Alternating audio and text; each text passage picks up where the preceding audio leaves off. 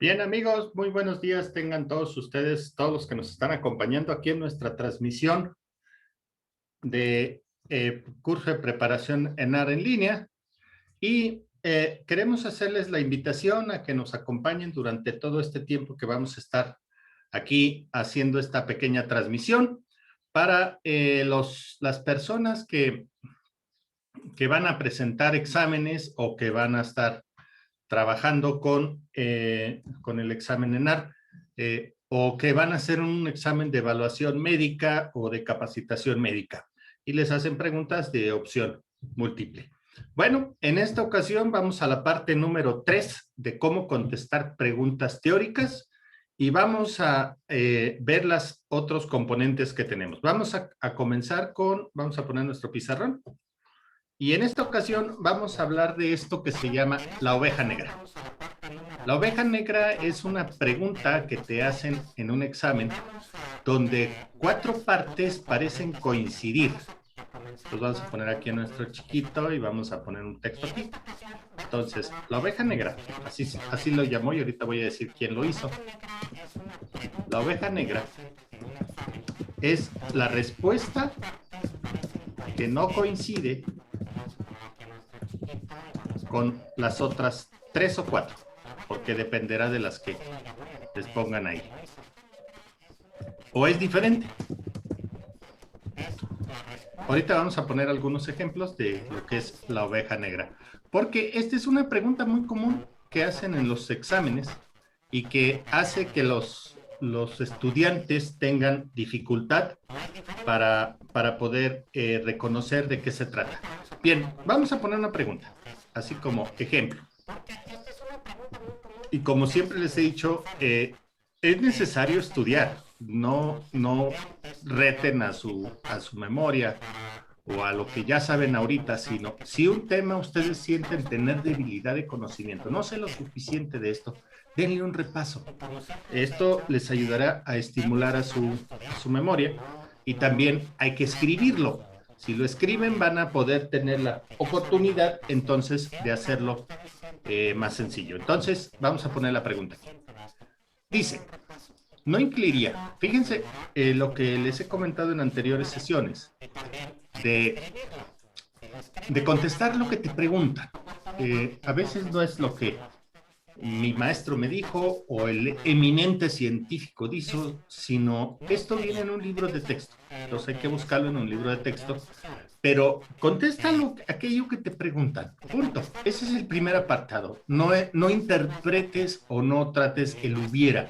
Ay, si me hubieran preguntado esto, yo lo pudiera contestar. El hubiera no existe en los exámenes. Entonces, aquí tienes que ponerle el contestar aquello que te preguntan. Y por supuesto, tienes que tener conocimiento. Si en esta pregunta, digamos, no sabes nada de las uveitis, bueno, antes del examen, pues si te viene una pregunta en tus ejercicios, que ya por ahí les hemos comentado cómo los pueden hacer en nuestra plataforma, también puedes repasar este tema. Pero vamos a ver a qué se refiere esto.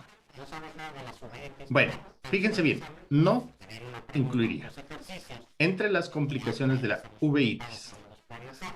Aunque yo no sepa nada de la uveitis, tengo que ver la oveja negra. ¿Cuál es la oveja negra? Primero, todo lo que es ocular puede ser intra o extraocular.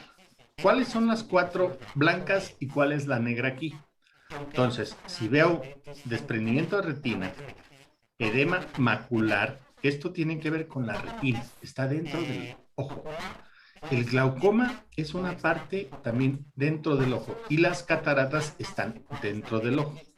El único que no checa, y lo voy a poner así como circulado, es la dacriocistitis, que es la inflamación del conducto lagrimal, que es fuera del ojo. Entonces, todas las uveitis, que es las estructuras que envuelven al ojo, pero por dentro, entonces diríamos que las 4 que envuelven al ojo por dentro, que son intraoculares, son las ovejas blancas. Y la oveja negra es la que está por fuera.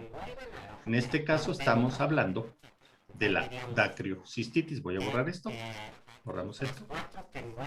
Fíjense entonces cómo la oveja negra Vamos a ponerlo con una flechita para que se vea mucho más interesante. Una flechita, flechita, flechita, acá. Fíjense cómo de las 4 ovejas negras, de las 4 ovejas blancas, esta no corresponde a lo que yo quiero hacer. Es decir, la uveitis o la uvea son aquellas envolturas del ojo, del globo ocular que van por dentro. Entonces, cuando se inflaman, bueno, van a ocasionar un problema. Pero aquí me están preguntando el no. No incluiría entre las complicaciones. Entonces, ¿cuáles son intraoculares? Las cataratas, el prendimiento ocular, el glaucoma y el edema macular. Pero la diacrocistitis es extraocular. Entonces, esta es mi oveja negra. Vamos a ponerla aquí. Oveja negra. Y lo vamos a poner con letra chiquita. Oveja negra. Así. Con letra chiquita. Esta es mi oveja negra. Como ven, en estas preguntas que le llamamos la oveja negra, hay una que no coincide con las otras 4. Las otras 4 están relacionadas entre sí, de acuerdo a lo que te estén preguntando. Entonces, si te están preguntando cuáles no son complicaciones de la uvitis, bueno, en este caso tendríamos esta. Vamos a poner una raya aquí. No importa que sea roja. Vamos a pedirle a uno de nuestros niños que nos ayude, porque vamos a necesitar. Ándale, hace tiempo que ellos no están por aquí con nosotros. Bueno, vamos a tomarla a ella. A ella le gusta mucho participar. Ella es muy participativa. Muy bien. Vamos a ponerla aquí. Un poquito más chiquita. A los demás chicos, gracias. Al ratito los volvemos a llamar. Vamos a poner otra pregunta. Porque la oveja negra son preguntas muy comunes.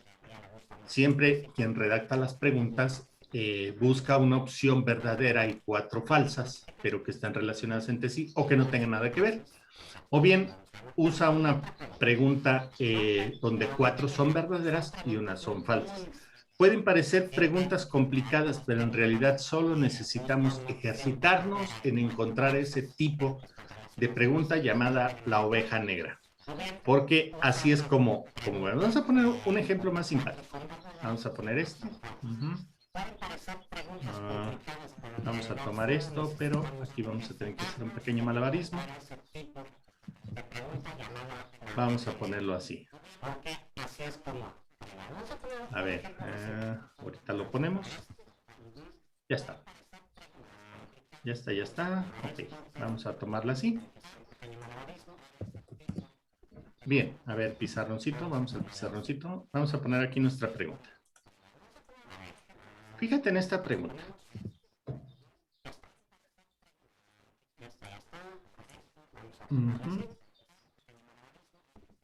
De nuevo, te están preguntando una oveja negra. Vamos a ponerlo más cortito, así, para que no nos quede tan grande. Bien, te dice la pregunta, ¿cuál de los siguientes síntomas no? Entonces, aquí te está diciendo 4 verdaderas, una falsa.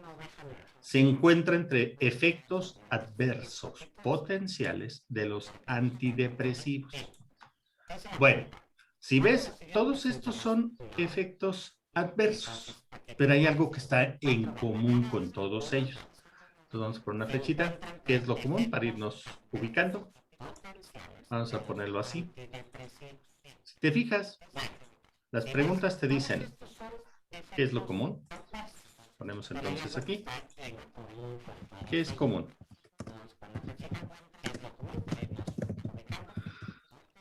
¿Qué es común a estas preguntas? Bueno, vamos a analizarlo con cuidadito. Primero, todos estos síntomas pueden ser efectos adversos, todos, pero nos están preguntando de los antidepresivos tricíclicos. Examinemos con cuidado. Sequedad de boca, estreñimiento, hipotensión, retención urinaria, discinesia tardía. ¿Cuál parece estar fuera? ¿Cuál parece ser que no checa, que es negra, que es una oveja negra? Bueno, si observan con cuidado, la sequedad de boca, el estreñimiento y la retención urinaria son efectos que pueden ocasionar los antidepresivos de manera adversa. Estos antidepresivos te van a causar algo que se llama un síndrome colinérgico. Vamos a ponerlo por aquí. Síntomas colinérgicos. Que no es más que la descarga de todo esto, la sequedad de boca, el estreñimiento, es porque se detiene un poco el parasimpático y entonces tienes este tipo de síntomas adversos.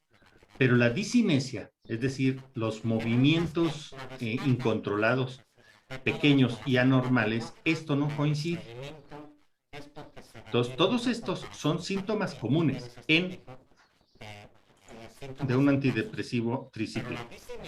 Pero lo que no coincide es la disinesia. La disinesia no es un efecto colinérgico. Entonces aquí tienes, fácilmente la puedes encontrar a tu llamada oveja negra. Entonces, cuando te hagan una pregunta, casi siempre las preguntas, quienes redactan las preguntas, te ponen algo negativo, que es decir, que encuentres lo falso, y luego entre 4 verdaderos. Esto es lo más común cuando te ponen la palabra no se encuentra, o no existe, o no es, o no se incluye. Cualquier tipo de pregunta que te pongan ahí, esto te va a dar la oportunidad. No necesitas ser muy experto en esto.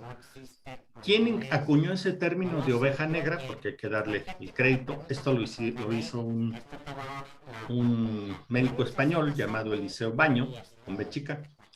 Él estuvo analizando durante muchos años cómo se hacían las preguntas para los exámenes de especialidad en medicina.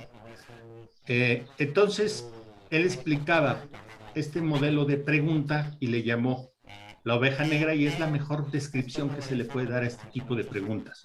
Entre cuatro opciones hay una que es la oveja negra. Entonces, cuando las preguntas tengan 5 opciones, bueno, puede haber 4 blancas y una negra. Esto es lo que tú debes buscar. Vamos a ver otro ejemplo.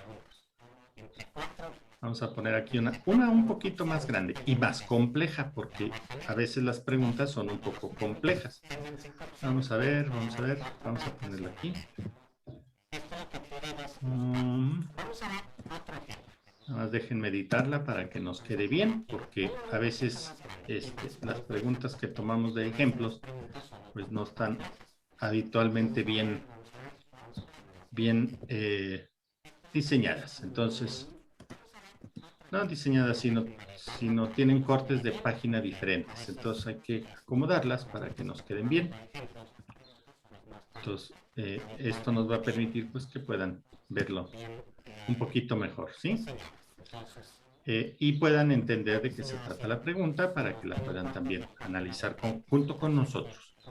Entonces, vamos a tener aquí nuestra pregunta un poco larga y un poco más compleja, porque habitualmente cuando te hacen este tipo de preguntas de oveja negra, te dicen, te ponen un texto a lo mejor distractor o bastante largo.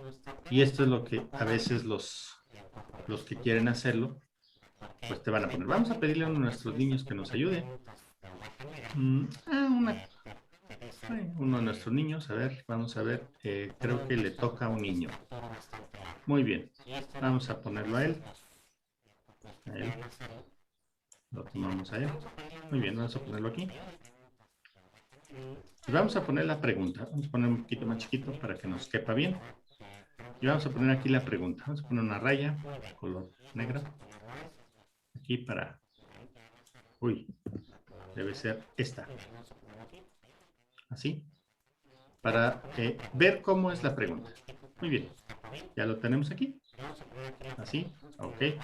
Vamos a poner entonces aquí nuestra pregunta, un poco larga. Vamos a abrir así como que el contexto para que quede bien. Bueno, nos quedó una pregunta larguísima. Vamos a hacerla chiquita para que alcance a caber en nuestro... Uy, nos quedó muy corto. Bueno, vamos a dejarla así. Observemos esta pregunta. Dice, mujer de 78 años con antecedente de diabetes tipo 2 en tratamiento. Todo ese texto que les ponen puede ser para distractores, pero no hay que confiarnos, hay que leerla con cuidado. En tratamiento con antidiabéticos, bueno, hipertensión arterial, en tratamiento con beta bloqueadores, IECAS e insuficiencia cardíaca congestiva grado 1 de la New York Heart Association, FEBI con fracción de eyección ventricular izquierda de 48 y actualmente asintomático. Esta es una paciente que tiene cardiopatía, diabetes e hipertensión. Muy bien. Estado funcional, ya te ponen aquí datos, historia de 2 años de evolución de pequeños bultos en el cuello, biopsia de anatomía cervical, linfoma folicular grado 2. Estudio de extensión, 30 de hemoglobina, 12 gramos leucocitos 9000, neutrófilos 60, te están dando datos de laboratorio. 6 eosinófilos, 4 basófilos, 4%. Plaquetas, 200,000. Médula ósea, infiltrada por linfoma folicular. Creatinina de 1.5, beta globulina 2 y alfa globulinas 2.1, adenopatías menores de 3 centímetros en territorio cervical. Aquí está. Cervical, así. Axilar, retroperitoneal y ecos inguinales. Hígado y vasos normales. ¿Cuál de los siguientes tratamientos es el más apropiado? Todos estos datos te están apuntando a algo. Fíjate en esto.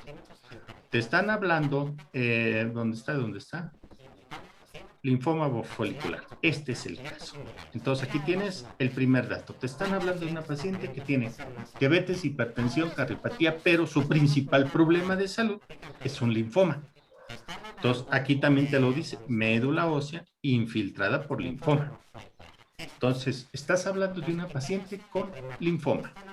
Pero lo que me preguntan es cuál tratamiento es el más apropiado. Fíjense cómo todos los datos que me pusieron del clínico sirvieron nada más para que me dé una idea del estado general del paciente, pero lo que me están preguntando es tratamiento apropiado para el linfoma folicular grado 2, punto. Ese es el concepto clave que me preguntan. Entonces, rituximab, ciclofosfamida, dremesina, que son protocolos de manejo para pacientes con linfoma, no tratar y vigilar, y rituximab, bendecina. Bien, tienes 4 opciones. Si te fijas, todas son de lo más común. De las 4 opciones, 3 nos ofrecen tratamiento de quimioterapia. Hay que darle a este linfoma un tratamiento. Y uno dice, no, vigila y espera. Esa dice, no tratar. Aunque pudiera ser eso no tratar, puede ser la correcta, algo debe llamar nuestra atención y debemos buscar un argumento técnico que lo respalde.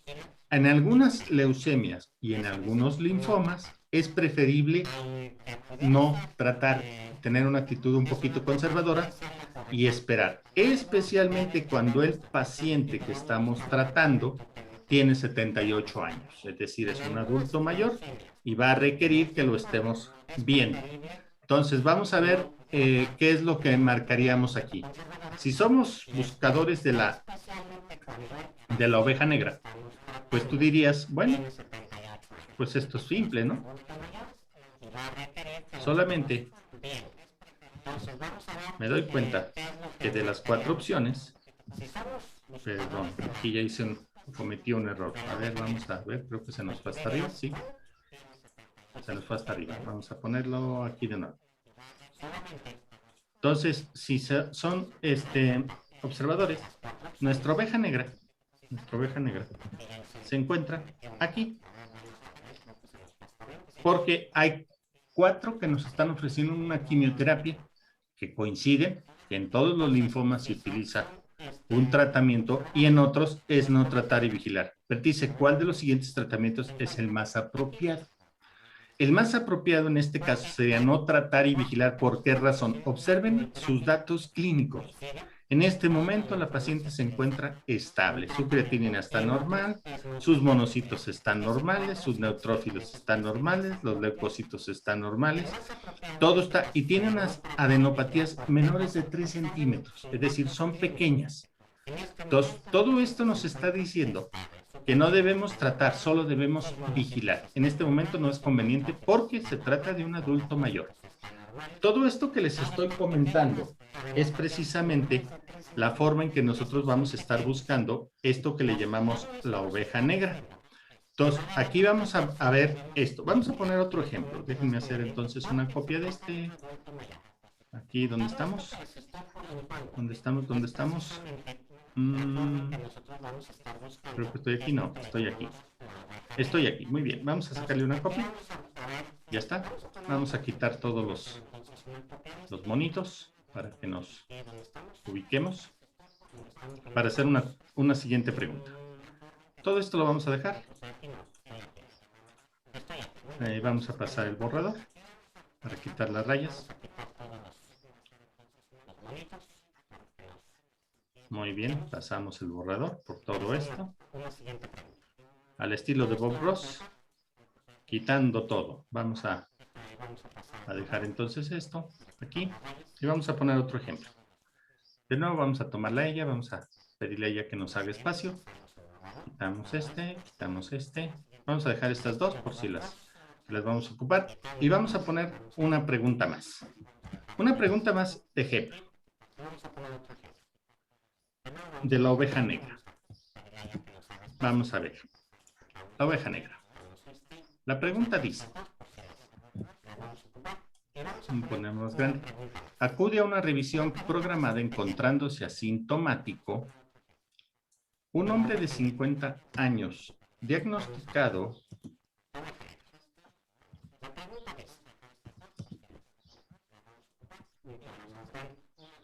con poliangiitis con granulomatosis de 10 años antes y sin tratamiento desde los 5 años. La radiografía de tórax, análisis de sangre y sedimentos son normales, salvo unos anticuerpos anticitoplasma de neutrófilo, ANCAS, positivos de 1 a 320, con especificidad antiproteasa 3, que previamente se habían negativizado. Como puedes ver, esta es una pregunta que a lo mejor no tengo idea de qué me están hablando, pero tengo que buscar y no rendirme. Entonces, ¿qué es lo común en esas? Fíjense lo que te dice aquí.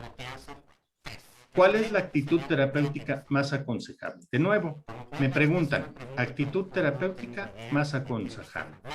En un paciente que está asintomático. Bueno, ante una revisión programada, ojo con esos datos. Dice, diagnosticado con poliangiitis, que es una inflamación de las cubiertas de los vasos sanguíneos y granulomatosis 10 años antes y sin tratamiento desde hace 5.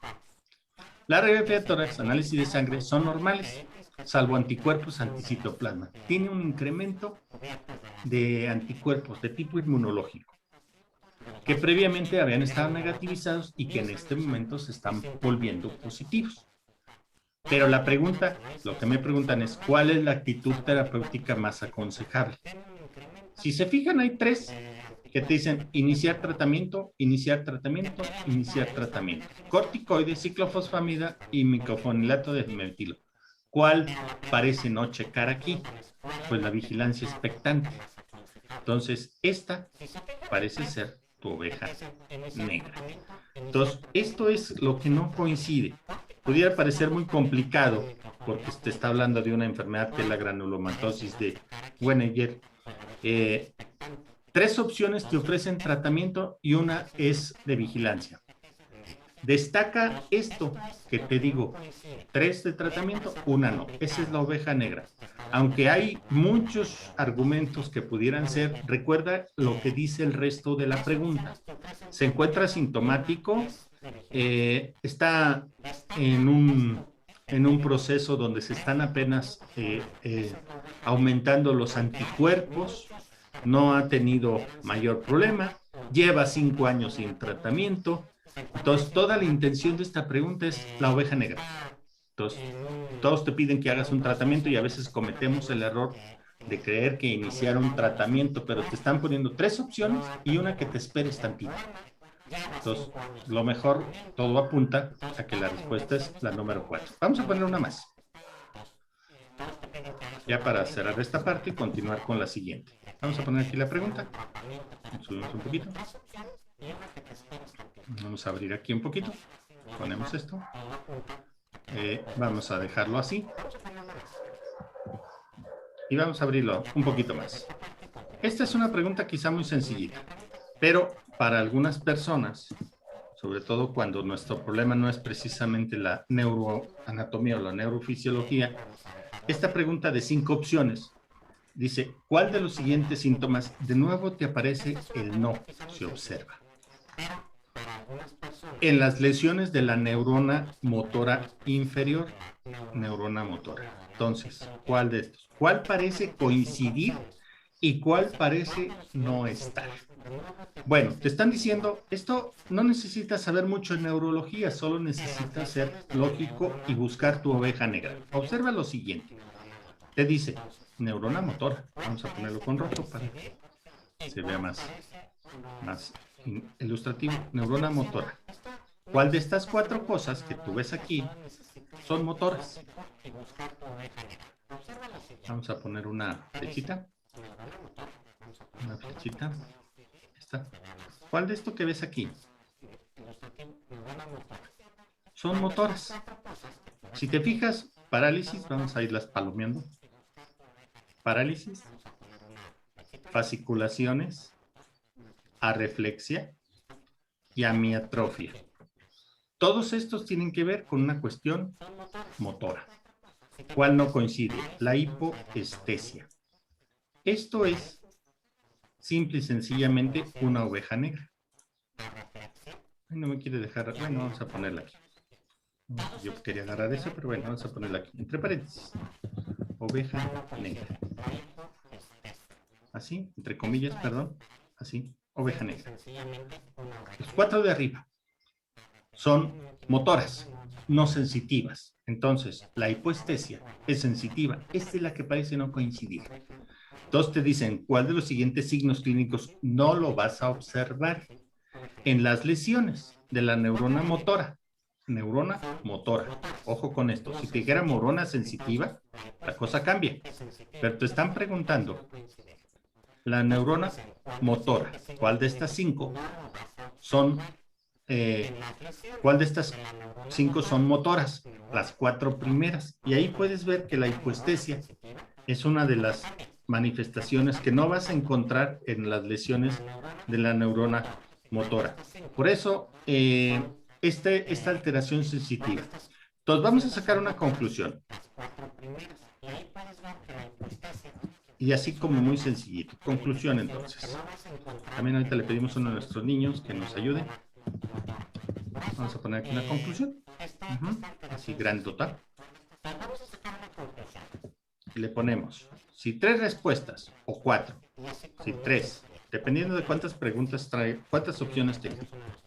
Si 3 preguntas, si 3 o 4 respuestas tienen una característica en común, es muy probable que la elección restante sea la respuesta correcta.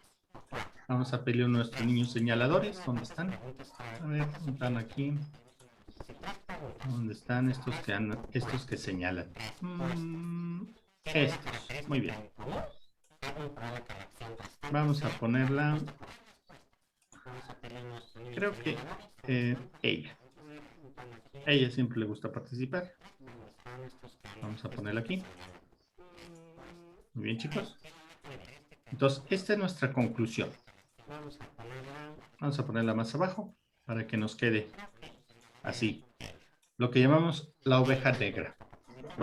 Recuerda, sobre todo, que cuando 3 o 4 opciones parecen coincidir, hay una que es no. Entonces, esta es la llamada oveja negra.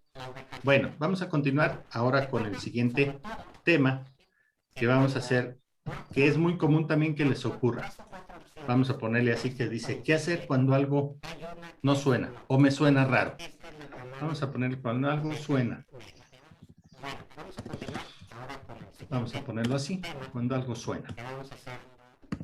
Así.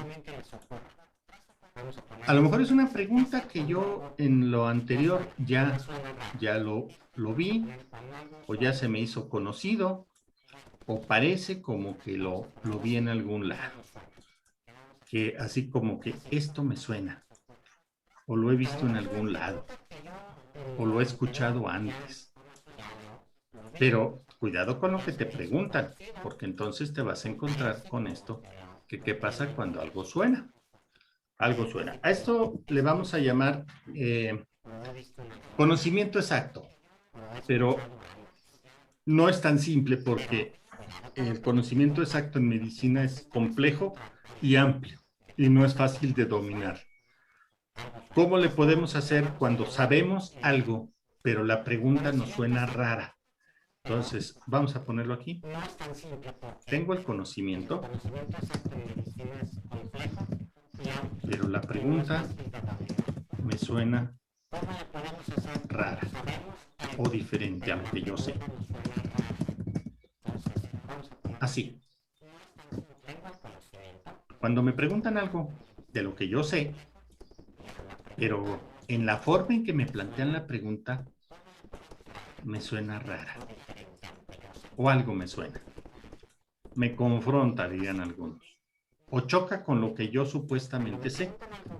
Entonces, cuando choca con lo que yo supuestamente sé, pues se convierte en algo diferente a lo que yo sé.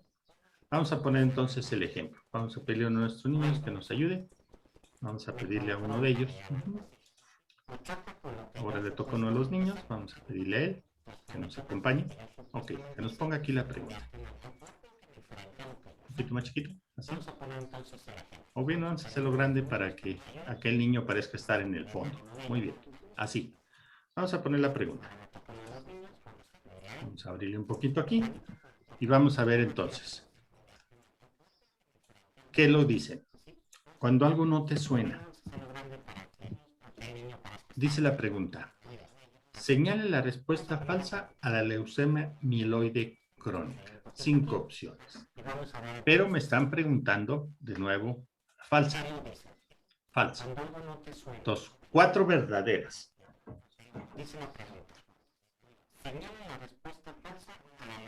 Respecto a la leucemia mieloide crónica, en casi todos los casos existe el llamado cromosoma Filadelfia.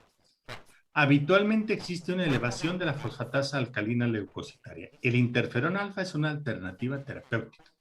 El mesilato dimatinib es el de mayor eficacia que la hidroxiurea. La presencia de adenopatías no es habitual en la exploración física. Si te das cuenta, esta puede ser una pregunta que puede ser complicada si no sabes nada de leucemia mieloide crónica.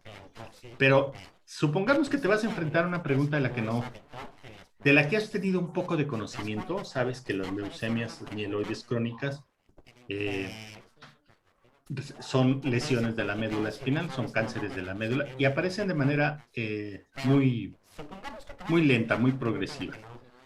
Pero si sabes muy poco, algo no te suena, la típica situación es porque en la escuela a lo mejor te hablaron un poco de la leucemia y tus recuerdos o son muy vagos o son casi inexistentes. Digamos que tienes idea, pero no muy clara de qué es de lo que te están hablando. Y no puedes descartar ninguna respuesta. Entonces hay que revisarla desde otro punto de vista. Vamos a ver cómo entonces está estructurada esta pregunta. Aquí vamos a olvidarnos un poquito de la cuestión médica y vamos a enfocarnos a cómo está estructurada la pregunta. Imaginemos el peor caso. No sé nada, tengo 5 opciones y no tengo ni la menor idea. Ese es el peor de los casos. Me preguntan algo de lo que soy completamente, bueno, no completamente, sino sé tan poco, soy casi analfabeto de la leucemia mieloide crónica, pero no puedo dejar pasar la pregunta y no puedo dejar que me frustre y no puedo dejar que me angustie. Debo ser metódico, táctico y estratégico para resolverla. Vamos a ver cómo serían tu manera de pensar en este caso. Te dice la respuesta 1. Este cromosoma es típico de alguna leucemia, el cromosoma Filadelfia. Bueno, no estoy muy seguro, pero vamos a dejarlo así. No aparece en casi todos porque no lo tengo muy claro. La 2 dice, existe habitualmente existe una elevación de la fosfatasa alcalina leucocitaria. Pues no sé si sube o baja o qué. Estoy también como que no puedo descartarla. Recuerda que me están preguntando cuál es falso.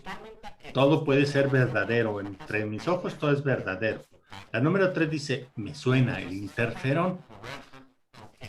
Así como que el interferón alfa es una alternativa terapéutica.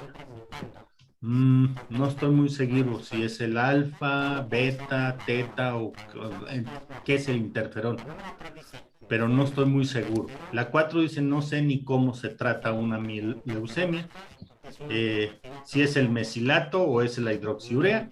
Y la 5, pues no tengo ni idea si la presencia de neuropatías es habitual o no es habitual en la exploración física. Bueno, no plantees, aquí viene uno de los consejos, no dejes preguntas en blanco. Trata de contestar todo con cierto grado de asertividad. Estamos ante una pregunta de 5 opciones y si estás dudando entre 5, recuerda que no debes usar la técnica de Altin-Marín porque tu ley de probabilidades te abrumará y lo más seguro es que pierdas el punto y se trata de no perder puntos. Vamos a dejar esto. ¿Cómo podemos aumentar nuestro acierto? Bien, ya sabemos que no debemos responder al Tinmarín. Vamos a tratar de hacerlo. Vamos a buscar entonces cómo le vamos a hacer. Bien, vamos entonces a irnos con una situación. Algo me suena. Fíjense en lo que me suena. Aquí tenemos el interferón alfa como alternativa, el mesilato de nitrato como mayor eficacia, pero aquí me dice mayor, y la presencia de neuropatías. Habitualmente existe una elevación de la fosfatasa alcalina. Entonces, ¿cuál sería aquí la respuesta que yo debería de ver? ¿Cómo está estructurada la pregunta? Me están preguntando falsa. ¿Se acuerdan que en otras ocasiones habíamos dicho que tuvieras cuidado con el puede, siempre, con casi siempre? Aquí me están haciendo una cosa que le llaman en casi todos los casos. Fíjense, en casi todos. Entonces, existe un cromosoma llamado Filadelfia. La voy a palomear y voy a decir, esto es verdadero. Bien. De esta tengo duda, de esta tengo duda, de esta tengo duda.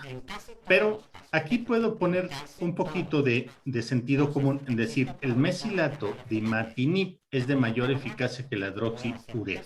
No lo sé, pero estas son terapéuticas que se utilizan en las leucemias. Entonces, por sentido común, esta digo es verdadera y esta es verdadera. Ya tengo entonces dos opciones. Voy a hacerlo entre la 2 y la 5.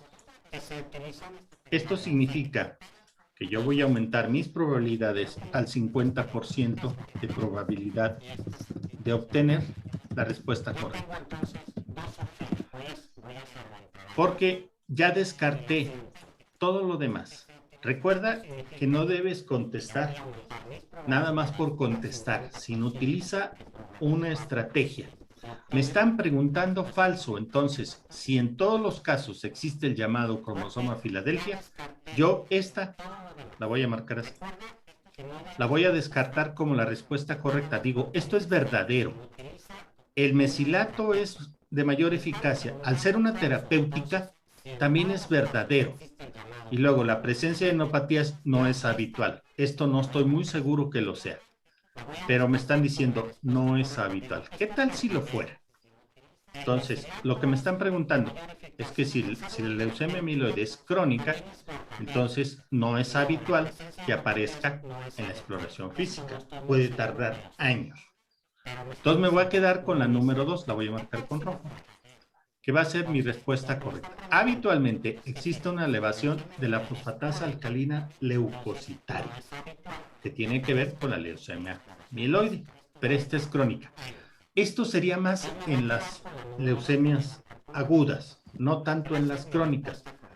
Pero aquí tenemos que pensar, las posibilidades de acierto, si yo me quedo con dos opciones, son mucho mayores que si trato de responder al azar o de lo que no tengo idea. Entonces tengo que ver cómo está estructurada la pregunta. Y si veo cómo está estructurada, aunque no tenga los conocimientos, voy a hacerlo. Esto requiere, vuelvo a repetírselos, esto requiere que practiques con bancos de preguntas, porque no es fácil desarrollar esa habilidad para reconocer cómo está estructurada una pregunta. Te tomará un poco de tiempo. Entonces, cuando veas este tipo de preguntas de las que no tienes idea, pero algo te suena, que lo viste en la escuela, hace mucho que no lo recuerdas, practica con bancos de preguntas para encontrar esto que te suena. Y si esto que te suena te parece raro, de acuerdo a cómo esté estructurada la pregunta, vas a poder conocerla. Entonces, vamos a pedirle a nuestros niños también. A ver, ahora le toca a una de las niñas. Creo que va a ser ella. Ella siempre está con nosotros. Vamos a ponerle aquí. Ok, vamos a pedirle aquí una conclusión. Vamos a poner aquí una pequeña conclusión. Conclusión. Vamos a ponerlo grande. ¿Qué es lo que vamos a concluir con respecto a esto que le llamamos qué hacer cuando algo te suena? Bueno, si no sabes nada, un conocimiento inexacto, no tan claro, puede ser la pista fundamental si sabes verla. Recuerda que un conocimiento inexacto es como en este caso que pusimos aquí, de que este conocimiento existe una elevación, sí, sí o no, pero las otras parecen estar más coincidentes. Y nunca te rindas ante una pregunta que no sabes. Busca debilidades en su redacción.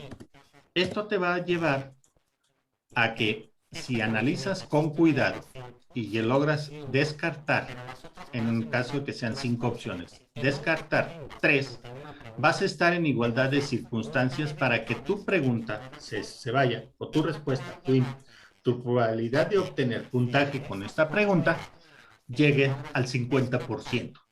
Porque si contestas vamos a ponerle, vamos a borrar esto. Si contestas dudando de tu capacidad, entonces te vas a encontrar con esta situación de que las probabilidades estarán contra ti. Entonces, si de 5 opciones lo hicieras al azar, al Team Marín, tu probabilidad de lograr un acierto es del 20%. Lo más seguro es que la probabilidad te aplaste. Si descartas uno, vamos a irlo tachando. Si descartas uno, entonces tu probabilidad aumenta al 25. Todavía te aplasta. Si descartas 2, tu probabilidad aumenta, y tienes 3, aumenta al 33%. Si logras esto de quedarte con 2 opciones, entonces tu probabilidad será del 50%. Obviamente que si tienes o conoces la respuesta, pues no necesitas jugar con la ley de probabilidades. Tendrás la respuesta y la tendrás correcta. Pero cuando no tienes mucha idea de qué es lo que estás haciendo, entonces busca eliminar opciones para que tu probabilidad de atinarla sea correcta. Entonces, un conocimiento que no sea tan exacto, pero que tienes una poquita idea que te suena, puede ser tu pista fundamental. A lo mejor en tu clase escuchaste que en lugar de una fosfatasa alcalina elevada hay una disminución. Si ese conocimiento así como que recuerdo que el profe nos mencionó que en la leucemia amiloide de crónica hay una disminución de la fosfatasa alcalina. Esto puede ser la pista fundamental si sabes verla. No te rindas. Las preguntas no las dejes en blanco, porque esto hará que pierdas puntaje y un punto puede ser la diferencia entre hacer una especialidad o no hacerla. Bien, vamos a ver otro ejemplo. Vamos ahora a entrar, vamos a pedirle a nuestros niños que nos ayude. Vamos a ver quién le toca ahora. Creo que son de este grupo, ¿ok? De este grupo le toca a una de las niñas. Vamos a ponerla aquí. Ok, ella, muy bien. Vamos a ponerla aquí. Y vamos a pedirle a otra también. Ella también. También ya tiene rato pidiendo que participar. Vamos a ponerla que participe. Las preguntas de los libros de texto. En los libros de texto, muchas veces los que diseñan las preguntas toman una pregunta literal de un libro. Escriben como si la copiaras de un libro de texto de Harrison, de Williams, de los libros de texto tradicionales, la obstetricia de Nelson, la pediatría de Bonita, etcétera, de acuerdo a lo como te preguntan. Entonces, muchas de estas preguntas son las más complicadas, puesto que están literalmente tomadas de un libro. Y muchas veces es un libro que no tuvimos la oportunidad de verlo, de revisarlo o de estudiarlo. Entonces, son preguntas muy originales, tomadas literalmente, tanto la pregunta como la respuesta.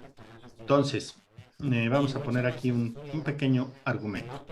Estas preguntas, las preguntas de un libro, son originales. Tanto la pregunta como las respuestas son complicadas.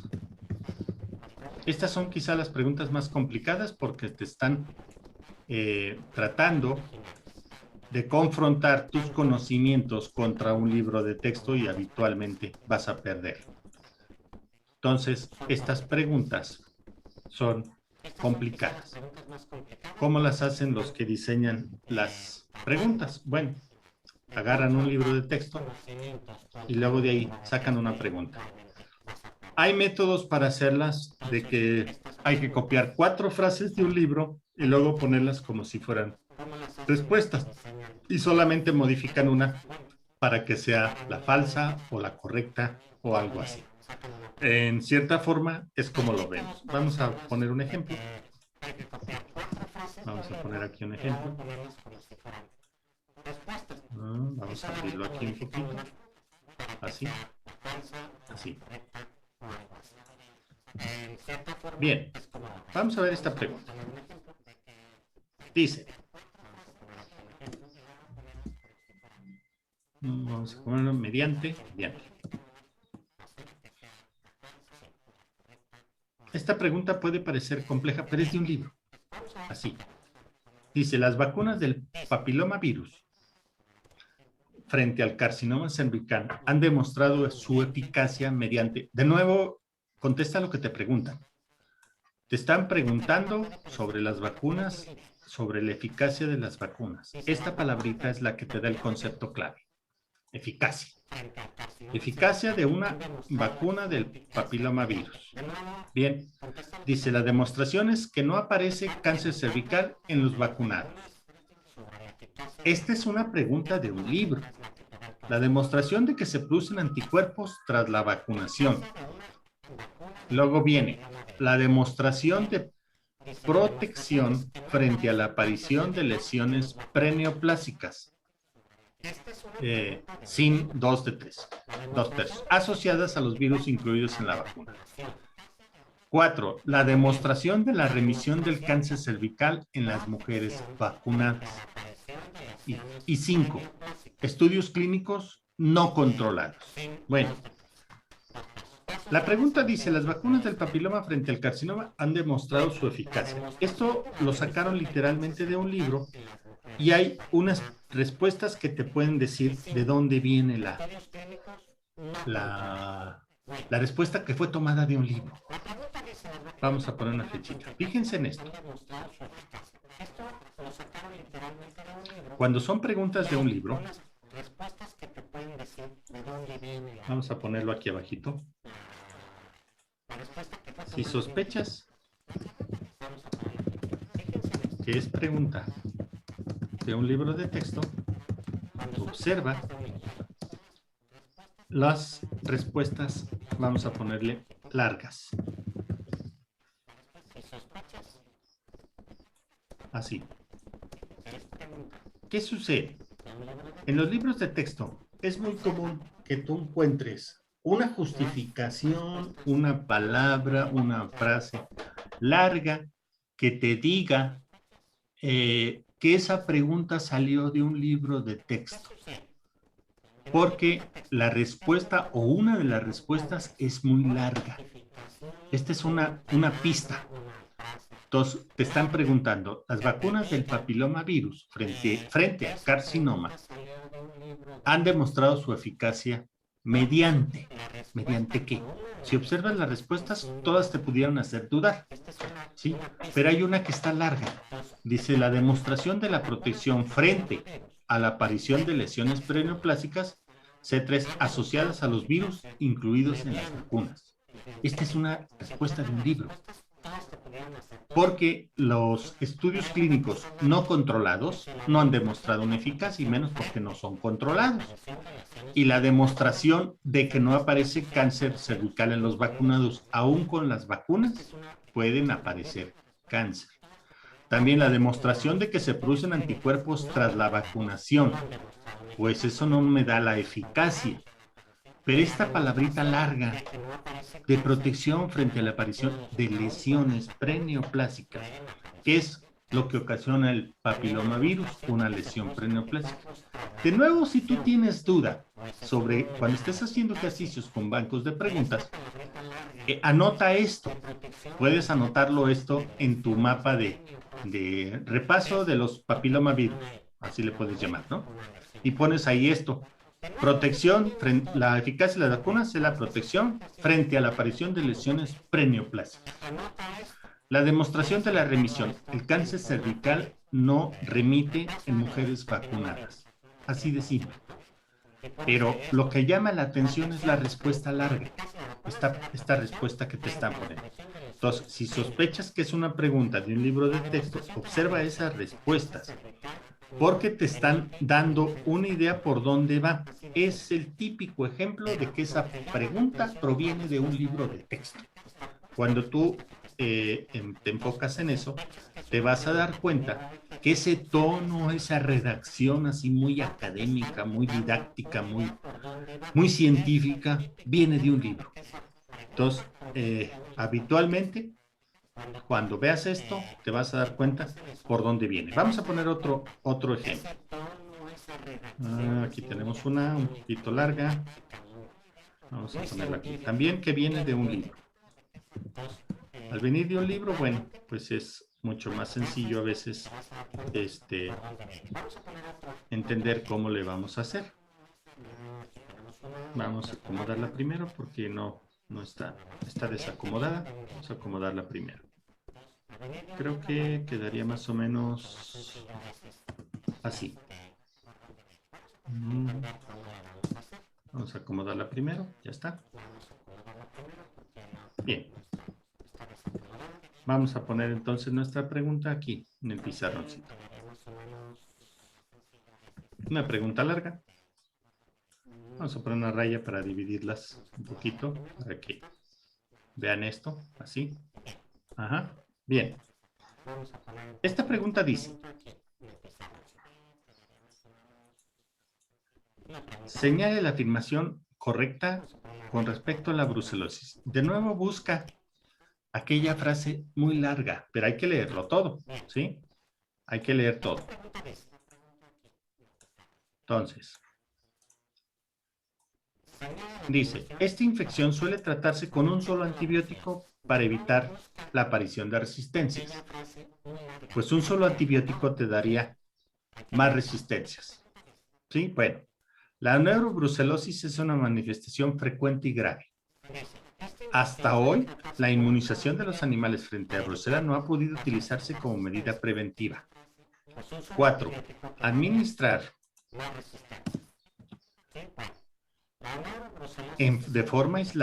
administradas de forma aislada, las quinolonas, antibióticos con buena penetración celular y buena eficacia in vitro frente a brucela, se han asociado al desarrollo de resistencias y a la aparición de recaídas. Y luego la 5. Antes de la llegada de los antibióticos, la mortalidad de la brucelosis oscilaba a un 20 a un 25%. ¿Cuál te suena muy larga? Si observas con cuidado, te vas a dar cuenta que exactamente ocurre lo mismo.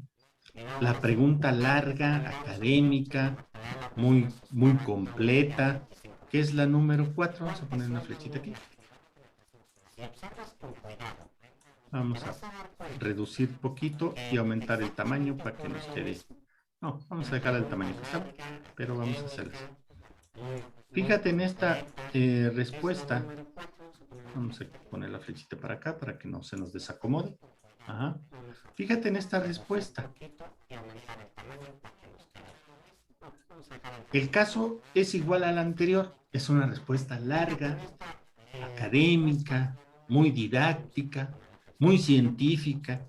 Eso de buena penetración intracelular y buena eficacia in vitro frente a Brucela se han asociado al desarrollo de resistencias. Esa respuesta larga te dice que esa pregunta viene de un libro de texto. Ahora, si observas las demás respuestas, antes de la llegada de los antibióticos, la mortalidad de la brucelosis oscilaba entre un 20 a 25%. No lo sé, pero no lo creo tampoco. Entonces, la 4 dice, hasta hoy, la inmunización de los animales no ha podido utilizarse como medida preventiva. Pues la inmunización de animales es una medida preventiva. Entonces, esto es cierto. Entonces, aquí te están diciendo que no ha podido realizarse. Esto es falso. Y la neurobrucelosis es una manifestación frecuente y grave. Más bien, esta es una manifestación rara, pero sí aparece. Pero lo que te llama la atención de esta pregunta es lo larga que está redactada. Fíjense cómo la respuesta es muy larga. En ese momento te vas a dar cuenta que esta pregunta proviene de un libro de texto. Y al provenir de un libro de texto, te va a dar más facilidad para contestar. Vamos a sacarle una copia a estos niños. ¿Estamos dónde? ¿Aquí? No, aquí. Vamos a sacarle una copia. Ya está. Ahora vamos a quitar esto. Vamos a dejar eso. Porque nos interesa esto. Ya cerramos aquí. Quitamos esto y quitamos esto. Ah, nos falta quitar este también. Vamos a quitar esta. Ya está. Bueno. Vamos a dejar esta frase larga. Así. Bien. Vamos a poner una pregunta más aquí. Una pregunta un poco más compleja de responder. Y sobre todo cuando se trata de una enfermedad de la que no sé nada o no tengo idea de lo que me están preguntando. Entonces pongo esto aquí. Vamos a poner una pregunta más aquí. Una pregunta un poco más. Vamos a hacerla más chiquita para que quepa. Así. Y sobre todo cuando se trata de una enfermedad. Fíjense en esta. En esta pregunta. Vamos a acomodarla para que nos quepa bien. Vamos a poner una pregunta. Vamos a hacer más chiquita para que quepa. Así. Para acomodarla bien, que nos quede chida. Así. Aquí podemos encontrarnos con que hay dos preguntas o dos respuestas largas. Vamos a quitar la flecha para que no nos condicione. Vamos. Me están preguntando algo de la que yo no tengo mucha o no sé nada. Reticulosis pagetoide o enfermedad de Boehringer-Kohlhoff. Para empezar, no sé ni qué es esa enfermedad. Pero no puedo dejar de contestar la pregunta. Y me están preguntando incorrecta. Entonces, si yo aplico la técnica de la oveja negra, pero también que esta pregunta viene de un libro de texto, porque esas enfermedades raras habitualmente las toman de los libros de texto. Al tomarlas de los libros de texto, entonces te vas a dar cuenta que estas preguntas de enfermedades raras pudieran provenir. Fíjate entonces cuál de todas es la más larga, pero tienes dos. El término se trata de una forma infrecuente de linfoma cutáneo de células B. Fíjate en esto, reticulosis pagetoide. Se parece a la enfermedad de Payet, pero del sistema reticular dérmico. Bien. Ahora dice, el término reticulosis pagetoide solo se debe emplear para el tipo localizado, Boehringer-Kohlhoff, pero no para el diseminado, tipo Kentron-Goodman, que es una manifestación de un linfoma CD8 positivo con epidermotropismo. Bueno, aquí tienes algo que te dice que esta es una pregunta tomada de un libro de texto. Luego dice, la reticulosis pagetoide es una enfermedad rara y no llega a representar el 1% de los casos de micosis fungoide. Recuerda que te están preguntando la afirmación. Ay, se nos cayó un poquito nuestro pizarrón. Bueno, no pasa nada. Vamos a volver a nuestro pizarrón. Ya saben que nuestro pizarrón a veces es quisquilloso, no le gusta demasiado texto. Y estábamos aquí. Bueno, estábamos aquí, volvemos a nuestro pizarrón. Volvemos a nuestro pizarrón. Acá. Ya estamos aquí de nuevo. Es así nuestro pizarrón medio quisquilloso. En fin. Bien. Entonces tenemos esto que se llama el término. Me están preguntando la incorrecta.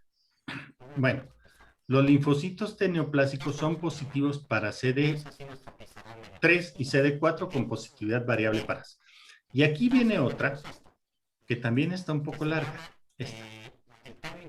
Histológicamente, podemos encontrar células atípicas con núcleos de tamaño medio grande, en ocasiones cerebriformes con un citoplasma abundantemente vacuolado. Bueno, yo no sé nada de esta pregunta.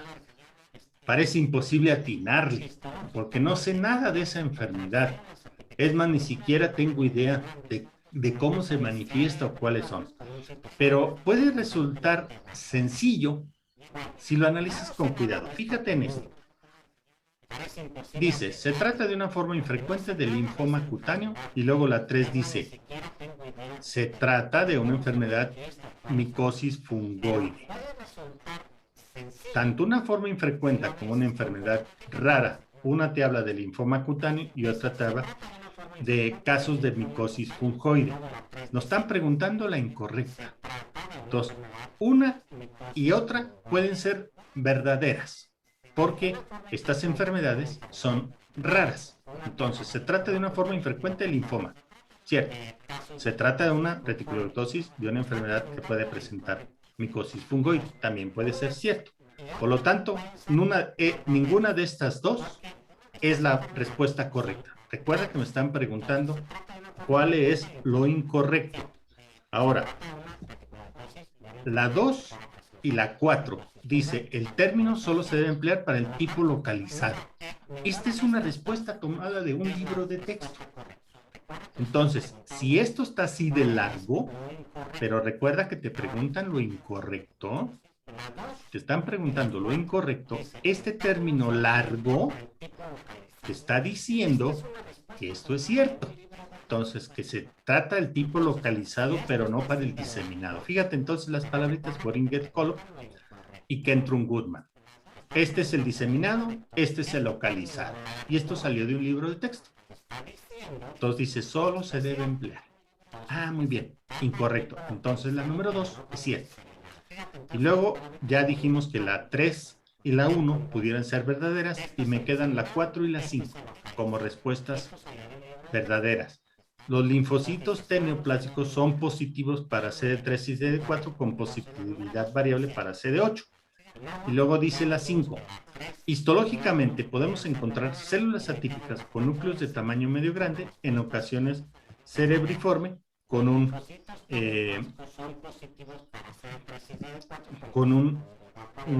núcleo medio grande y con un citoplasma abundantemente vacuolado. Estas dos respuestas largas son tomadas de un libro de texto. Entonces nos tenemos que quedar con estas respuestas. ¿Cuál de estas 4, 5, 3 y 2 serían las verdaderas y cuál nos quedaría como falsa? Parece imposible, pero fíjate en esto también. Esta dice, si esta es rara y no llega a representar una de las micosis fungoides, fíjate lo que te dice acá.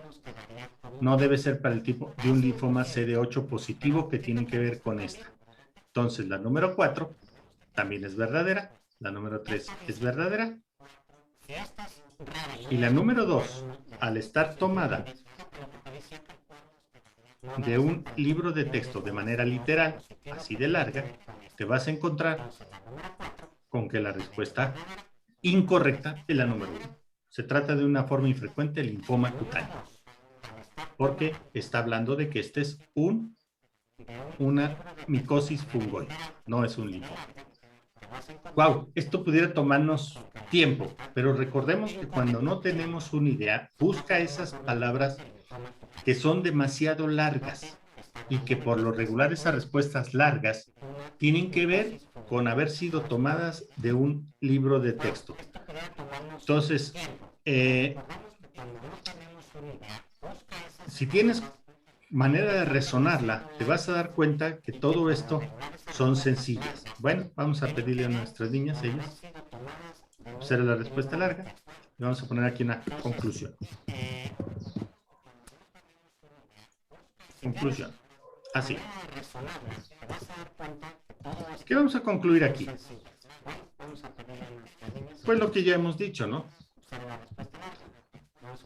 Si la respuesta está muy elaborada, con definiciones académicas, incluso paréntesis, como en este caso, tipo Kendron Goldman o Gurinder Kolob, parecen proceder, o muchas veces proceden directamente de la literatura, de un artículo, de un libro, de algo. Esto te va a orientar a que tengas en mente esto, que si sospechas que es una pregunta de un libro de texto, observa esas respuestas muy largas. Eso te va a dar una idea de por dónde van estas preguntas que se llaman provenientes de libros de texto o de artículos científicos, que es de muchas de las preguntas que vas a encontrarte en los exámenes. Le damos un traguito al café para continuar con nuestro tema. Nos quedan dos más. Vamos a ver este que se llama los detalles puntuales. Creo que sigue para acá. Detalles puntuales. Vamos a pedirle a nuestros niños que nos ayude, pero en esta ocasión vamos a pedirle a él. Vamos a pedirle a él que nos acompañe. Muy bien. Vamos a ponerlo acá. Y también vamos a pedirle al chiquito de la estrellita, a él, que nos acompañe. Ya saben que los chicos son muy dados a participar con nosotros. Bueno, los detalles puntuales. Cuando tenemos una pregunta que te piden dar una respuesta falsa, tú podrías decir, ay, chilón, pues todas me parecen verdaderas. Entonces, en la pregunta hay un punto, hay un detalle. En la pregunta hay un detalle. Vamos a llamarle puntual. Y para entenderlo más fácilmente, que apunta a la respuesta. Este es por lo que se llama detalles puntuales. O bien, en las respuestas hay un dato o datos que apuntan a lo correcto o incorrecto. O sea, cuando te hacen preguntas de todo esto es verdadero, excepto, y tienes que encontrar la falsa. O te hacen preguntas de que todo lo anterior es falso, excepto, y tienes que encontrar la verdadera. Entonces, estas preguntas de donde hay un detalle es lo que llamaríamos detalles puntuales. Algo apunta a la respuesta, solo que hay que practicar para encontrarla. Vamos a ver un ejemplo. Vamos a ver el ejemplo que tenemos aquí. Vamos a abrirlo un poquito. Vamos a ponerlo aquí. Y lo ponemos aquí. Fíjense en esta pregunta. Dice, un varón fumador con disfonía de 2 meses de evolución presenta una neoformación maligna localizada en el tercio medio de la cuerda derecha. La movilidad de ambas cuerdas es normal. De nuevo, señale lo incorrecto. Aquí entonces tenemos algo que apunta a la respuesta, pero vamos a ver. Puede ser tratado con radioterapia como tratamiento inicial. Puede ser tratado con una cordectomía endoscópica con láser de dióxido de carbono. Lo más probable es que no precise tratamiento en la cadena ganglionar cervical. El 60% de estos tumores son carcinomas epidermoides. Recuerda que esta persona tiene disfonía, es decir, pérdida del tono de la voz. y tiene una neoformación localizada en el tercio medio de la cuerda derecha. Y la movilidad de ambas cuerdas es normal, es decir, él puede articular palabras, sonidos, pero como tiene disfonía, entonces estamos teniendo un problema aquí. ¿Qué es lo que vamos a hacer aquí? Bueno, veamos. Si nos dice que la movilidad es normal, entonces este tumor va a comenzar. Vamos a sacar una flechita para ir mostrando esto. A ver, flechitas. Así. Vamos a ver esto. Vamos a inclinarlo tantito para que... Así. Vamos a ver esto. Dice, el varón fumador con disfonía, neoformación maligna localizada. Si la movilidad de ambas cuerdas es normal, este tumor va a empezar. Entonces puede ser tratado con radioterapia, con tratamiento inicial. Pero nos están preguntando que hablemos de cuál es lo incorrecto. Si te fijas bien, el tratamiento de este tipo de neoformaciones, aquí tenemos dos que son correctas. Puede ser tratado tanto con radioterapia como cordectomía endoscópica con láser, que es un tratamiento común en este tipo de lesiones. Ahora dice, lo más probable es que no precise tratamiento de la cadena ganglionar cervical. Es decir, que por el momento no le vamos a tratar todas las lesiones. Estas tres verdaderas te apuntan fácilmente a la incorrecta. El 60% de estos tumores son carcinomas epidermoides. ¿Cómo lo puedo saber? Porque esta es una cifra, ¿no? Pero nos da un dato exacto, 60%. ¿Qué tal si fuera 30 o 80 o 75? Eso apunta a que ese dato, que es muy exacto, si dijera alrededor, entonces la cosa cambia. Pero está siendo así como muy puntual. Por esto decimos, esto apunta a ser falso. El 60%, así como puntual, exacto, el 60% de estos tumores son carcinomas epidermoides. Así como que categórico. Entonces, los otros tres, te das cuenta que pueden ser verdaderos, pero esto apunta a que esto es incorrecto, porque en medicina recuerden que no hay nada así como tan exacto. Aun cuando en la literatura pudieras tú tener la duda, el que te digan que este porcentaje es puntual, porque te lo está diciendo así, entonces esto es lo incorrecto. Solamente necesitas leer con cuidado. Y de nuevo te insisto en que practiques con bancos de preguntas. Vamos a ver un ejemplo un poquito más largo. Vamos a tomar esta pregunta. Vamos a ponerlo aquí. Pero esto lo vamos a poner así para que quepa, porque esta es una pregunta larga. Muy bien, bilaterales, así que resultan cuando podemos, cervicales, nodular, extensión extraganglionar, en este caso. Muy bien, vamos a recorrerla hacia acá para que nos alcancen a caber los datos que nos presenta esta pregunta. O más exactamente, suele verse en personas. Muy bien. Esta tiene 4 opciones. Te dan un montón de datos. Recuerda que aquí buscas un detalle que apunta a la respuesta. Entonces dice, paciente, mujer de 25 años, consulta por fiebre, prurito y pérdida de peso de más de un mes de evolución. En las exploraciones se palpan adenopatías laterocervicales bilaterales. En la radiografía de tórax se aprecian alteraciones en el mediastino. ¿Qué resultan ser adenopatías? Cuando se realiza una tomografía tóraco-abdominal, donde también podemos verlas a nivel portal y esplénico. Se realiza entonces una biopsia de uno de los ganglios cervicales, que el patólogo informa como enfermedad de Hodgkin. Ya de entrada, todo lo que nos está diciendo. Hay variedad de esclerosis. Enfermedad de Hodgkin, variedad de esclerosis múltiple.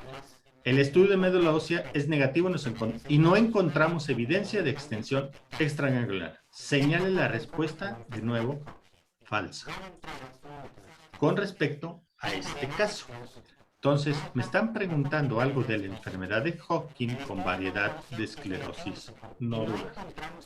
Vamos a buscar cuál apunta a la respuesta. Dice, la pérdida de peso no es un dato constante en estos pacientes. Dado que se trata de una persona joven, 25 años, deberíamos elegir un protocolo de quimioterapia con el menor riesgo posible de producir esterilidad. ¿Ok? Desde el punto de vista del estadiaje, podríamos decir que se trata de un estadio 2, o más exactamente 2B, por la fiebre y la pérdida de peso. También por las cuestiones de las adenopatías. La variedad de esclerosis nodular dentro de la enfermedad de Hodgkin suele verse en personas jóvenes y se asocian a adenopatías en el mediastino. ¿Qué es lo que te suena medio curioso? Vamos a ver cómo podríamos analizarla con aspectos puntuales. La pérdida de peso no es un dato constante en estos pacientes. Como que me queda así como muy abierto, pero al ser una opción muy abierta, pues debemos considerarla correcta, porque te está diciendo no es un dato constante, quiere decir que no en todos los casos aparece. Entonces, en medicina recordemos que no hay nada categórico. Entonces, si te dicen no es un dato constante, o sea, puede aparecer o puede no aparecer, entonces esto puede ser cierto. ¿Por qué me estaban preguntando por la respuesta falsa? ¿Cuál de estas es falsa? Entonces, esta yo la vamos a palomearla. Yo la palomearía como verdadera.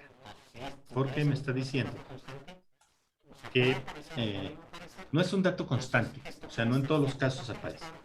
Luego dice, dado que se trata de una persona joven, deberíamos elegir un protocolo de quimioterapia con el menor riesgo posible de producir esterilidad. Bueno, esto es, pues, lógico o es correcto o es hasta cierto punto ético.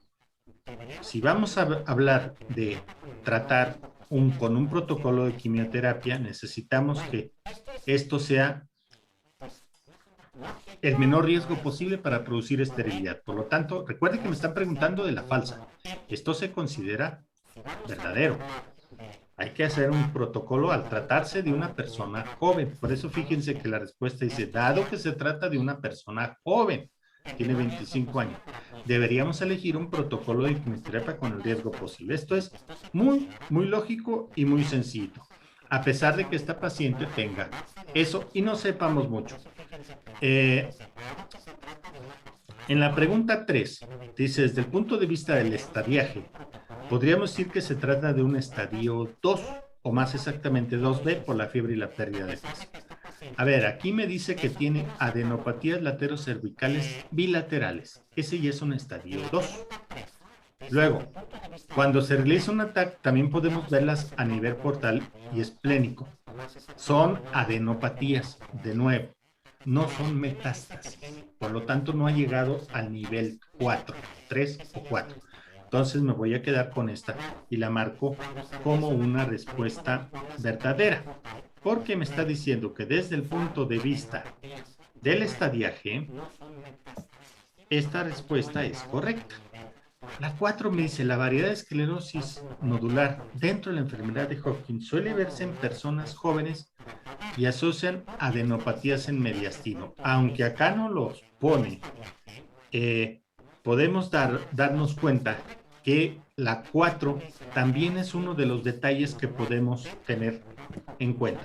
Ok, pues ya llegué a algo que yo digo, achis, pues todas son ciertas. ¿Cuál es la falsa? Bueno, observemos lo siguiente. Dice, desde el punto de vista del estadiaje. A ver, recapitulo. Yo dije, las adenopatías laterocervicales bilaterales me están hablando de un estadiaje 2. Pero ya las tengo también a nivel portal y a nivel esplénico. Entonces, cuando ya me informan que es una enfermedad de Hodgkin, me doy cuenta que la 3 contiene un detalle muy puntual, el estadio. Entonces, este estadio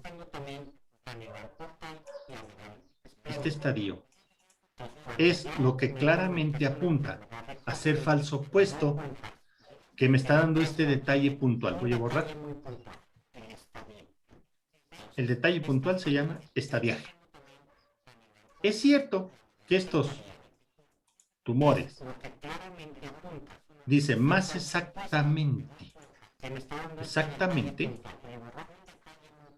entonces, acuérdense de nuevo, en medicina no hay nada categórico. Entonces, cuando vemos que se trata de un estadio 2 o más exactamente un 2B y te dice que por la fiebre y la pérdida de peso, esto ya te dice que esto es falso, porque la fiebre y la pérdida de peso no se consideran dentro del estadiaje. Entonces, de las 4 que yo escogí, que todas parecieron verdaderas, la que es falsa viene siendo entonces la número 3. Complicado, ¿verdad? Pues sí, así son las preguntas. Por eso tienes que estar practicando constantemente con bancos de preguntas. Entonces, desconfía de aquellas opciones que son muy, muy concretas. Bueno, vamos a ver, vamos a sacar una copia de este y vamos a hacer uno más. Muy bien, ya la tenemos. Vamos a quitar esto. Vamos a quitar esto. Quitar esto. Y borramos todo lo demás. Todo lo demás lo borramos. Ajá, todas nuestras líneas. Los diagramas se van a quedar grabados. Los vamos a subir también, el video lo vamos a subir a nuestro canal de YouTube para que lo puedan ver, y los diagramas los vamos a publicar en nuestro sitio web. Todos estos diagramas que estamos haciendo. Bien, vamos a poner una más, un ejemplo más. Vamos a ponerlo aquí un poquito y vamos a ver esta pregunta. Sencilla, parece ser así, pero recuerden que estamos buscando datos puntuales. Al final vamos a hacer una recapitulación de todo lo que se trata este análisis de preguntas. Fíjense en esta pregunta que parece ser muy simple. Existen las gastritis tipo A y tipo B. ¿Cuál de las siguientes es una característica de la gastritis tipo A, de la primera? Predomina en el antro gástrico. Es más frecuente que la B. Está causada por Helicobacter pylori, Coxa-chloroides, y en el 50% de los casos hay antirreceptor de células parietales B. De nuevo, ¿cuál es el detalle puntual? Pues de nuevo vemos en medicina que si te dicen que en el 50%, así categóricamente, este es el detalle puntual, porque todas las demás son verdaderas. Aquí tenemos algo que antirreceptor, anticélulas parietales, sería un error de redacción. Yo no había oído de este término. Hay antirreceptores, debería ser más bien anticuerpos. Bueno, pero suponiendo que estuviera así como bien redactada, en lugar de antirreceptor dijera anticuerpos. La opción que nosotros quedaríamos aquí, o que dudaríamos un poquito, sería entre esta y esta, porque la tipo gastritis A, más bien la que predomina, es la B.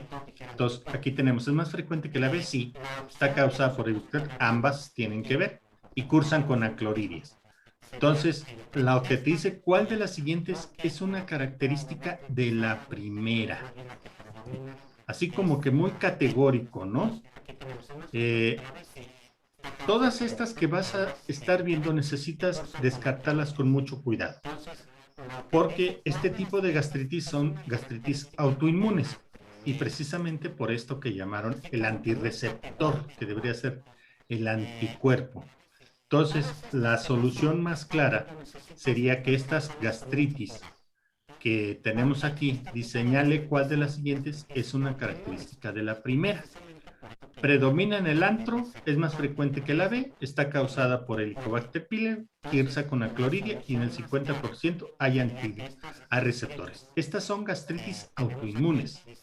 Por lo tanto, aunque tengamos aquí este error y nos hiciera dudar, tendríamos que corregir y tomar como correcta la número 4, porque es la pregunta que veríamos que en las gastritis de tipo A autoinmunes, estas cursan con hipercloridia en lugar de acloridia. Entonces, no es una característica típica y no hay nada que pueda hacer que la 4 sea falsa.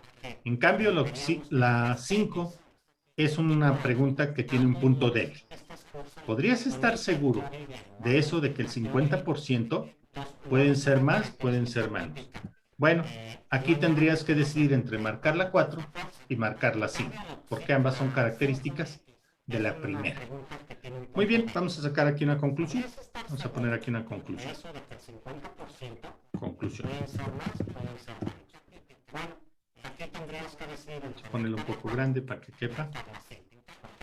Y estamos hablando de esos que le llamamos datos puntuales. Cuando todas las respuestas parecen ciertas, vuelve a leer. Yo les insisto mucho en que lean las preguntas un par de veces antes de decantarse por una respuesta y hagan un análisis de todas las preguntas que vamos a estar usando. Al final de esta plática vamos a poner todo un resumen de qué hacer con las preguntas. Cuando todas las respuestas parecen ciertas, vuelve a leerlas con atención. Esta es la recomendación. Busque ese pequeño detalle que te puede hacer que la pregunta sea la falsa. Recuerda que este tipo de preguntas, detalles puntuales, se usan mucho cuando la pregunta tiene que ver con una respuesta falsa. Esto es lo que están buscando. Vamos a ver la última parte de la plática de hoy, que se llama la opción más completa. Y este es cuando viene lo contrario del puntual, cuando te piden que des la respuesta correcta. Este también es muy común. Vamos a poner a uno de nuestros niños que nos ayude. Ella ya le hace falta participar aquí con nosotros. Vamos a ponerla. Sí, muy bien, aquí. Gracias. Eso. También ella quiere participar. Muy bien, vamos a darte la oportunidad de que nos ayudes. Vamos a ponerte de este lado. La opción más completa. ¿Qué es esta pregunta? Este es cuando nos piden que marquemos la respuesta correcta. Piden marcar la respuesta correcta. Correcta. Acuérdense que en la de puntual eran las falsas. Entonces piden marcar la respuesta correcta. Así. Bueno, ¿qué significa? Que todo lo que vemos de repente parece correcto. Pero aquí viene lo contrario. Son 4 falsas y una verdadera. Mucha gente se bloquea con estas preguntas porque estas son las preguntas que si no tienes idea, todo te parece verdadero. Y todo parece tener cierto grado. Incluso discutes contigo mismo de que es que esto yo lo vi en la escuela, es que esto yo lo leí en un libro. Y así está como nosotros vemos. Bueno, vamos a poner un ejemplo. La pregunta dice, vamos a ponerlo grande. ¿Así? La pregunta nos dice,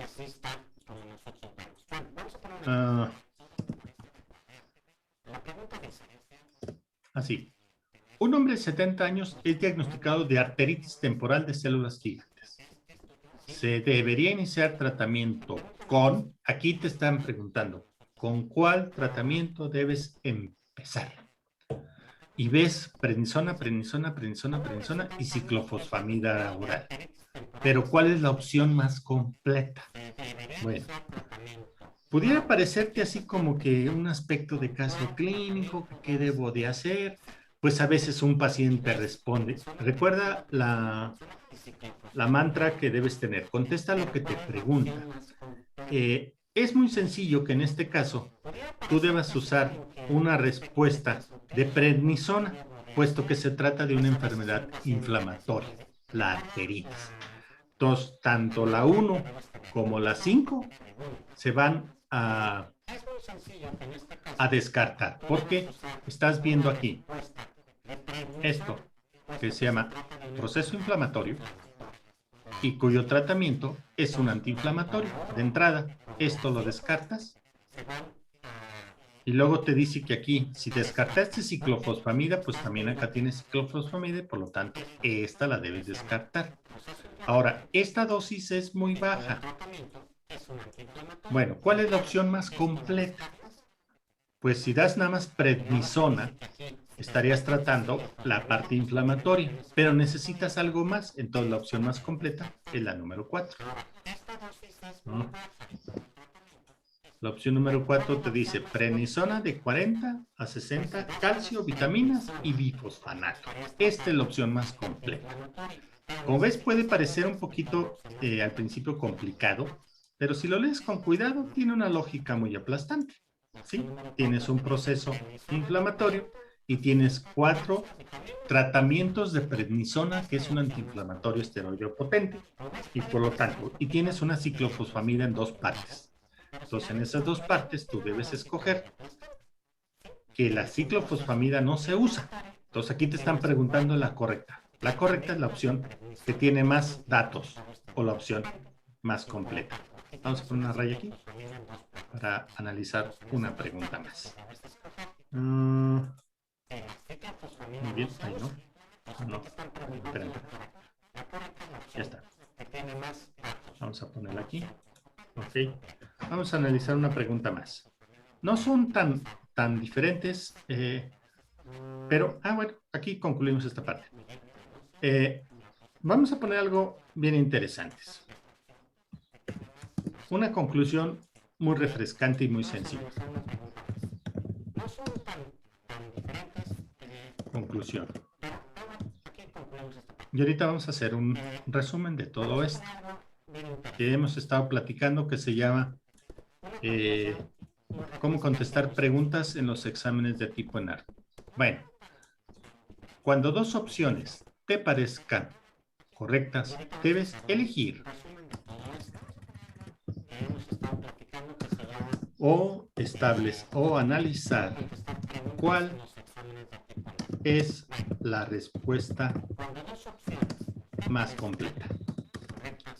Como el caso que vimos ahí. No son muy comunes estas preguntas así como que de opciones más completas, pero te las pueden poner. Entonces tienes que estar preparado para cuando te hagan este tipo de pregunta. La opción más completa. Ok, vamos a hacer un... Ay, no, esperen. Aquí hice un... Vamos a sacar una copia esta, que es nuestro último. Y vamos a quitar ya esto para hacer un ejercicio de resumen de todo lo que hemos platicado, ya que en las próximas sesiones que hagamos vamos a hablar exclusivamente ya de temas de tipo ENAR con bancos de preguntas, que iremos analizando poco a poco. ¿Y qué es tipo de preguntas? ¿Cómo contestarlas? Vamos entonces a hacer diagramas de repaso, cómo hacer sus diagramas de repaso, y que estos diagramas de repaso les permitan a ustedes, déjenme acomodar aquí mis ratones, que de repente se me... Vamos a hacer un resumen de esto que les platicamos aquí. Nada más voy a encontrar por aquí lo que apunté como resumen. ¿Dónde está? Y sobre todo que les permita a ustedes estudiar para pasar el examen y para obtener el máximo puntaje. Recuerden que en este tipo de exámenes no es tanto lo que sabes, sino cómo puedes lograr el mayor de los puntajes. Entonces vamos a hacer así como que un resumen. Cómo contestar preguntas y vamos a hacer aquí un resumen. Resumen. Voy a ponerlo grande, porque esta va a ser una de las cosas que te van a ayudar. Vamos a empezar por poner varios tips que vamos a ponerles aquí. 1, vamos a ponerlo más para acá. Así. 1. No desafíes el puede. Cuando veas la palabra puede, esta es muy categórico. ¿Sí? Número 2. Cuanto más laxa es la pregunta, es más probable que sea cierta.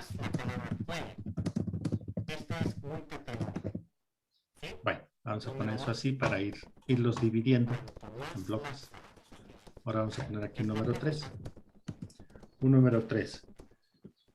En la cuestión no confiar en la palabra, no confiar en el nunca, en el siempre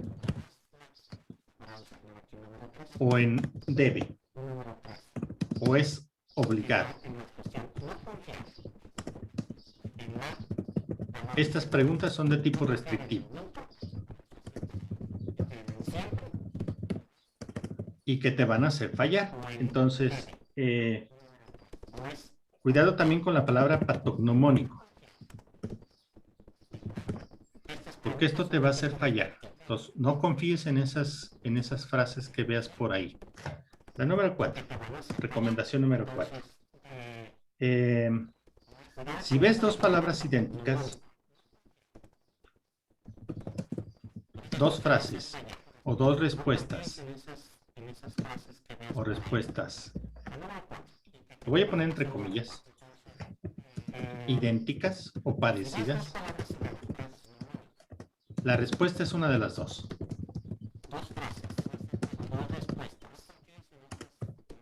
Bueno, vamos a dejarlo aquí y lo vamos a poner aquí para ir.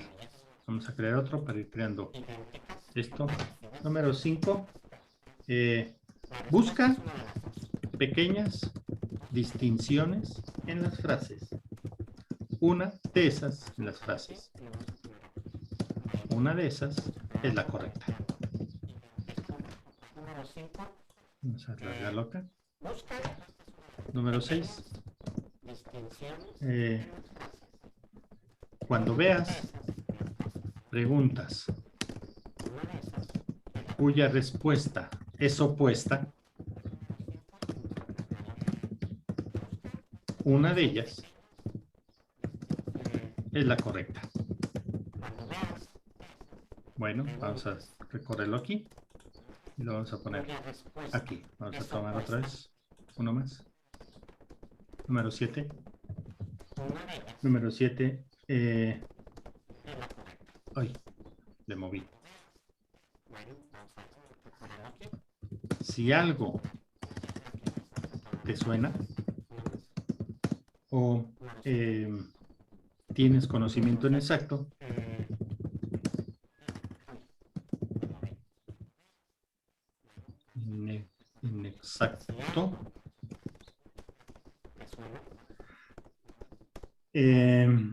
busca una pista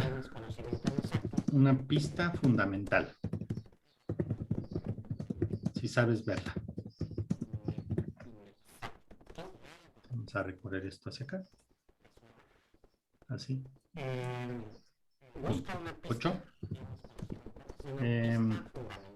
Busca debilidades en la redacción de la pregunta. Ok, vamos a poner esto aquí. Y ponemos esto otro. 9. Si tienes pregunta de tipo oveja negra, así, las respuestas tienen algo en común. Encuéntralo. Y encontrarás a la que es tu oveja negra. Si las preguntas tienen algo en común, entonces una de las respuestas es una oveja negra.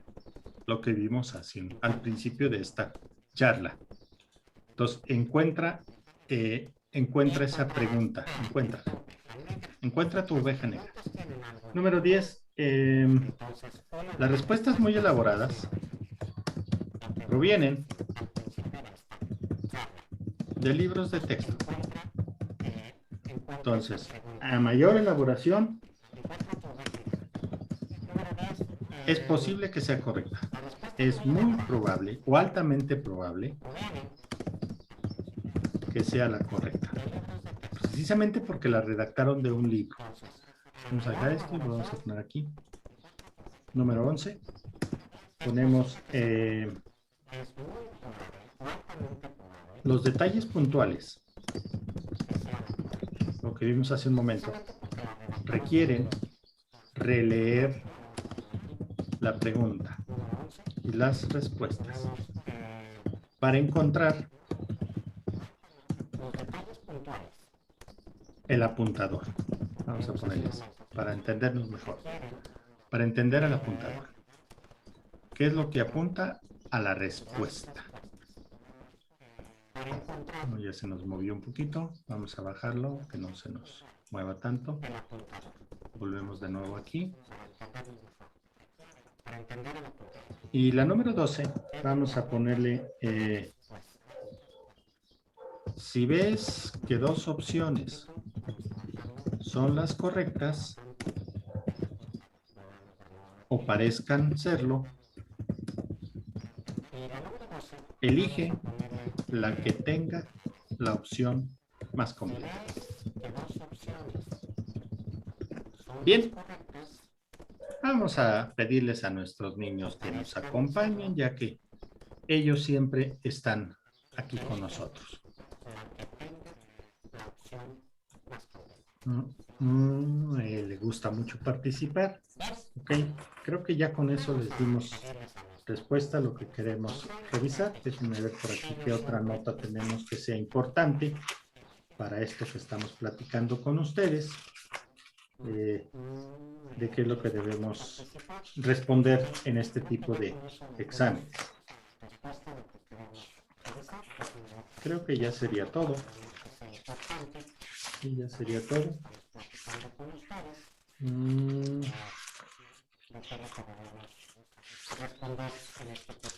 Sí, creo que ya sería todo. Ya no tenemos más consejos que darles, más que esto que estuvimos platicando ahorita,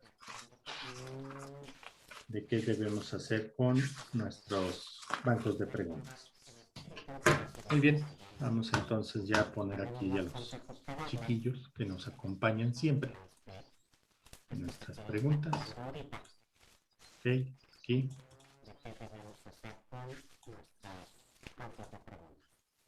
Y también a él que le gusta mucho participar. Aquí. Ya está. Bien. Con esto vamos a finalizar lo que viene siendo el módulo de cómo contestar preguntas. Vamos a dejar este aquí. El módulo de cómo contestar preguntas. Y ya en las próximas por ahí les comentaremos cuáles van a ser los temas que vamos a ir abordando de manera aleatoria para decirles cómo hacer un resumen de repaso y cómo aprovechar un banco de preguntas de 10 preguntas, por ejemplo, e ir agregando datos que me permitan ir haciendo un repaso. Y sobre esto vamos a platicar en la próxima sesión. Vamos a cerrar nuestro pizarrón y vamos a darle las gracias a todos los que nos acompañaron, tanto aquí en Zoom, en nuestra plataforma, en nuestra sala de reuniones de Zoom, y también a todos los que nos acompañaron en Facebook. Les invitamos a hacernos comentarios, sugerencias, aportaciones a nuestro correo electrónico ricoguzman@gmail.com o también visitarnos en medicodocente.org y hacernos llegar sus sugerencias y aportaciones en nuestro canal de YouTube, Agustín Rico Guzmán, y en nuestra página de Facebook de Chatito Copiloto. Muchas gracias a todos los que nos estuvieron acompañando. Los esperamos en nuestra próxima sesión de preparación de actualización médica continua y preparación de tipo ENAR. Hasta pronto y muy buenos días, tardes a todos ustedes.